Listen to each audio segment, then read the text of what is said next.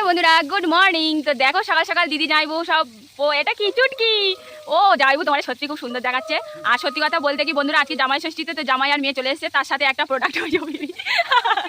এটা আমি একটু মজা করলাম, জাস্ট ফানি। তো দেখো দিদিকে সত্যি ওদি তোমাকে খুব সুন্দর দেখাচ্ছে গো। ওদি কিছু বলো, কিছু বলো। আজ এত বছর পরে জামাই ষষ্ঠীটা আসলে তোমার বছর বছর জামাই ষষ্ঠী কিরকম ভালো লাগে? তো জামাই ষষ্ঠী একদম। শাশুড়ি কোথায় গেছে? শাশুড়ি এখন জামাইয়ের জন্য খাবার ব্যবস্থা করতে গেছে। তো টাটা বন্ধুরা, এখন রাখছি। এখন মাছ ভাজা হচ্ছে, তো দিদিরা চলে এসছে। এখন বদির অবস্থা খুব খারাপ, বেচারি মিক্সি খারাপ হয়ে গেছে বলে দেখো শিরে বাটনা পাচ্ছে। ওর হাল অবস্থা দেখে আমরা নিজেরই কষ্ট পাচ্ছে। শোনাবো আমার। তো এখানে দেখো মালাইকারি হবে বলে চিংড়ি মাছ ভাজা, এখানে মাটন হবে। তো এখানে দেখো প্রেসারের বদি সিটি দিয়ে দিয়েছে মাটনগুলো।